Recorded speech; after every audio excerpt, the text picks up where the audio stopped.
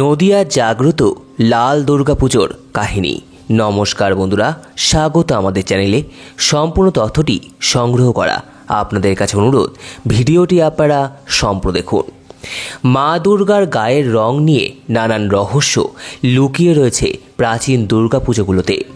বনেদি বাড়ির পুজোগুলো খেয়াল করলেও দেখা যাবে এক এক বাড়িতে এক এক রকম রূপে পূজিতা হন দেবী দুর্গা।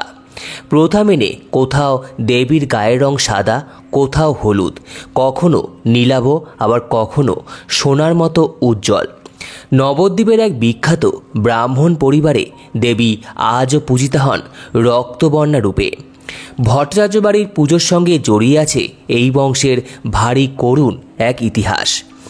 নদিয়ার পুরনো বনেদি বাড়িগুলোর মধ্যে অন্যতম যোগনাথতলার ভট্টাচার্য বাড়ি। 350 বছরের প্রাচীন এই বাড়ির দুর্গাপুজো। অবিভক্ত বাংলাদেশের মিত্রা গ্রামে শুরু হওয়া এই পুজো দেশভাগের আগেই চলে আসে নবদ্বীপে। তারপর 120 বছরেরও বেশি সময় ধরে নবদ্বীপের যোগনাথতলায় এই পুজো হয়ে আসছে। প্রতিমার রং টকটকে লাল হওয়ায় এই বাড়ির দুর্গার নাম লাল দুর্গা। একচালা সাবেকি প্রতিমার রাজরাজেশ্বরী রূপ এখানে, বাহন সিংহ, নরসিংহ রূপী। প্রতিমার আরেকটি লক্ষণীয় বৈশিষ্ট্য হল কার্তিক ও গণেশের বিপরীত অবস্থান, অর্থাৎ গণেশ দেবী দুর্গার ডান দিক থেকে বাম দিকে অবস্থান করছেন, আর কার্তিক বাম দিকের থেকে ডান দিকে অবস্থান করছেন। প্রতিমার গাত্রবর্ণ এই লাল রং আর কার্তিক গণেশের উল্টো অবস্থানের পিছনে লুকিয়ে আছে এই বংশেরই এক আশ্চর্য কাহিনী। জনশ্রুতি অনুসারে এই পরিবারের দেবীর গায়ের রং প্রথম থেকে এমন রক্তবর্ণ ছিল না। এক পারিবারিক দুর্ঘটনার পর থেকেই দেবীর গায়ের স্বাভাবিক হলুদ রং বদলে দিয়ে রক্তবর্ণ হয়ে যায়। সপ্তদশ শতকে কোনো এক শরৎকাল সেটা। ভট্টাচার্য পরিবারের তৎকালীন গৃহকর্তা রাঘবরাম ভট্টাচার্য সেইবার নবমীর দিন চণ্ডীপাঠে বসেছিলেন রাঘবরাম স্বয়ং।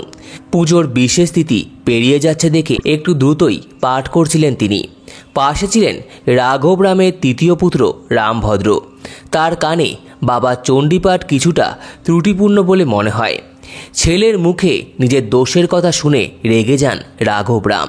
চণ্ডীপাঠ থামিয়ে দিয়ে তিনি ছেলেকেই আদেশ করেন চণ্ডীপাঠ করতে।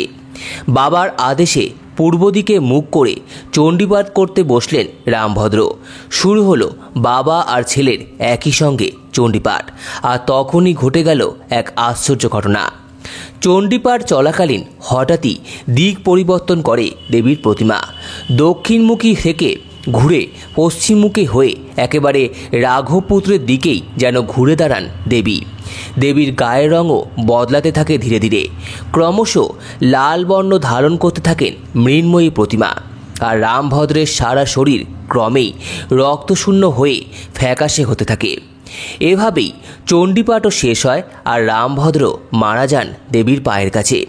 দশমীর দিন প্রতিমা বিসর্জনের সময় দেবীর সঙ্গে রামভদ্র নদীর জলে বিলীন হয়ে যান। সেই থেকে আজও এই বাড়িতে পুজোয় চণ্ডীপাঠ সম্পূর্ণ নিষিদ্ধ। পুজো হয় বৈষ্ণব মতে। আজও নিয়ম ভেঙে পশ্চিমমুখী হয়েই পুজো নেন ভট্টাচার্য বাড়ির টকটকে লাল বর্ণের মা দুর্গা। সম্পূর্ণ ভিডিওটি দেখার জন্য আপনাদের সকলকে অসংখ্য ধন্যবাদ। ভিডিওটি ভালো লেগে থাকলে লাইক, কমেন্ট, শেয়ার এবং চ্যানেলটিকে অবশ্যই সাবস্ক্রাইব করুন। ধন্যবাদ।